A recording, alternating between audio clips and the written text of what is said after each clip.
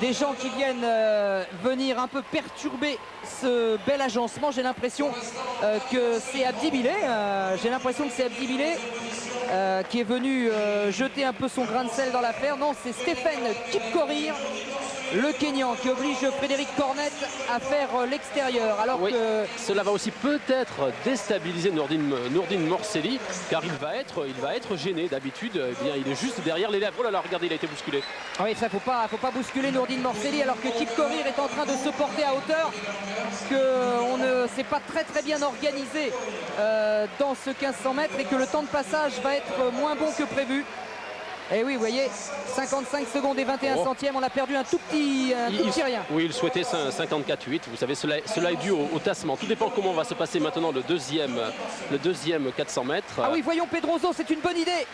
À la longueur pour Ivan Pedroso, qui est allé encore chercher très loin, mais mordu. On revient sur la course, son essai est mordu. Allez, on revient sur le 1500. Avec Kipkorir qui est revenu à hauteur d'Ali Morselli, Frédéric Cornet en troisième position et Nourdine Morselli juste derrière.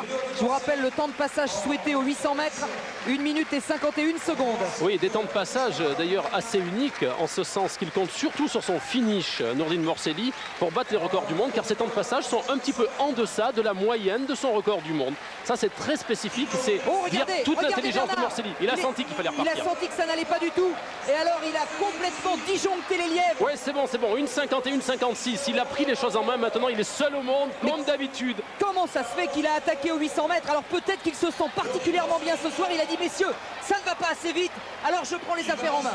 Oui. Et regardez l'écart qu'il est en train de creuser.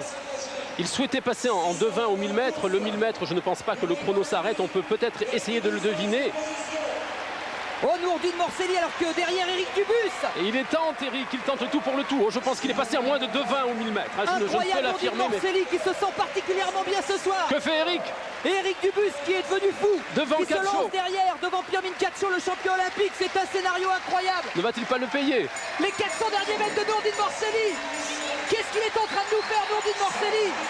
Et le public de Monaco qui l'a compris. On va attendre bientôt, dans quelques mètres, le temps. Il voulait passer en 2,47 au 1200 mètres, à 300 mètres de l'arrivée. Attention. Oh, il est dans les temps du record du monde, Nourdine Morselli.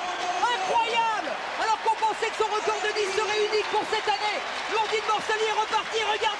Regardez l'impression aérienne de Nourdine Morselli. 30 mètres d'avance, c'est fou. Il est vraiment au-dessus de tout le monde. Il est en train de réinventer le 1500 mètres. Nourdine Morselli qui est en train d'en faire une épreuve de sprint, qui va rentrer en tête dans la dernière ligne droite. Le record du monde, c'est 3,27,37. Jusqu'où peut-il aller, Nourdine Morselli, au bout de cette ligne droite? Peut-être un nouveau record du monde ici à Monaco. Il tire sur les bras.